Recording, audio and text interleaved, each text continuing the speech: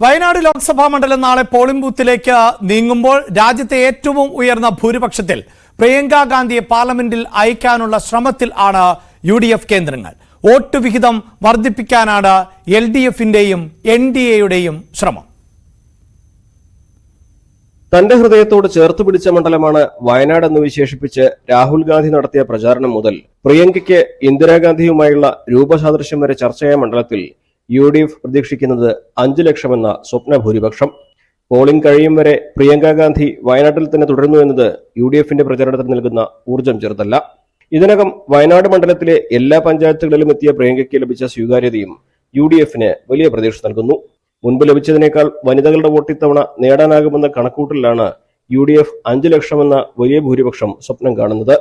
മറുവശത്ത് വോട്ട് വിഹിതം വർദ്ധിപ്പിക്കാനുള്ള നീക്കമാണ് LDFന്റെയും NDAയുടെയും ഭാഗത്തുനിന്നുമുള്ളത്.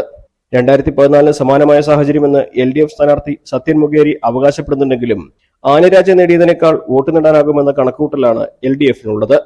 നാട്ടുകാരിയായ ഊർജ്ജസ്വലയായ യുവ സ്ഥാനാർത്ഥി എന്ന അഭിപ്രായം ഇതിനകം നവ്യ ഹരിദാസിന് നേടാൻ കഴിഞ്ഞു എന്നാണ് NDA വിലയിരുത്തുന്നത്. ഇത് വോട്ടിംഗിലും പ്രതിഫലിക്കുമെന്നും അവർ കണക്കാക്കുന്നു. ചൂരൽമല ദുരന്തത്തിൽ കേന്ദ്ര സഹായം ലഭിക്കാത്തത് മുതൽ മേപ്പാടിയിൽ പഴകിയ ഭക്ഷ്യധാന്യങ്ങൾ വിതരണം ചെയ്തതും വഖഫ് വിഷയവും തെരഞ്ഞെടുപ്പിൽ ചർച്ചയായിട്ടുണ്ട്. അതെല്ലാം വോട്ടിംഗിൽ എങ്ങനെ പ്രതിഫലിക്കുമെന്നുള്ളതാണ് ഇനി കണ്ടറിയേണ്ടത്. ന്യൂസ് 18 വയനാട്.